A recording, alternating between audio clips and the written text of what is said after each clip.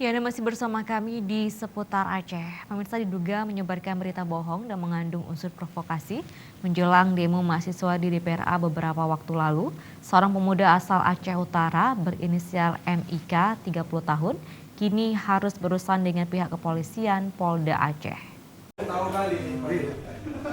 Seorang pemuda asal Aceh Utara berinisial MIK 30 tahun kini terpaksa harus berurusan dengan pihak kepolisian akibat perbuatannya yang menyebarkan informasi bohong mengandung unsur provokasi di media sosial jelang berlangsungnya aksi mahasiswa di Aceh yang menggelar unjuk rasa tentang penolakan RUU KPK dan KUHP. MIK diamankan Polda Aceh karena diduga melanggar tindak pidana Undang-Undang Informasi dan Transaksi Elektronik, di mana pada tanggal 25 September 2019 lalu, MIK membuat sebuah grup WhatsApp bernama G30S SM Bangkit. Dan dalam grup itu, ia menyebarkan informasi bohong, menghasut para pelajar dan mahasiswa turun ke jalan untuk menggelar aksi unjuk rasa.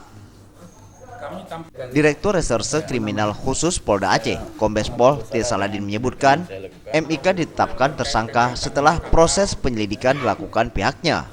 Kami tanpa diperintah pimpinan pun, karena sudah diperintah oleh undang-undang, kami ada tim untuk melakukan patroli dunia maya.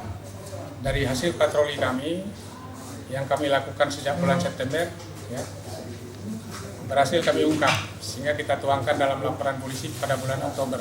Setelah ketahuan orangnya di mana, kemudian kita lakukan gelar perkara, cukup bukti untuk kita lanjutkan ke sidik. Sementara itu tersangka MIK dalam kesempatan tersebut mengaku khilaf dan meminta maaf kepada seluruh masyarakat yang terprovokasi dengan perbuatannya. Saya meminta maaf kepada seluruh masyarakat Indonesia supaya kesalahan saya dimaafkan dan seluruh bangsa Indonesia tidak mengikuti jejak yang seperti yang saya lakukan, sebab ini mengandung provokasi dan sara.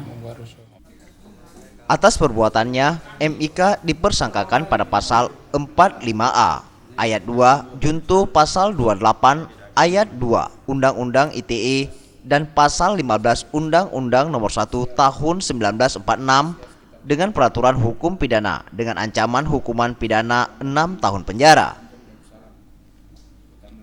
Tim Liputan Aceh TV.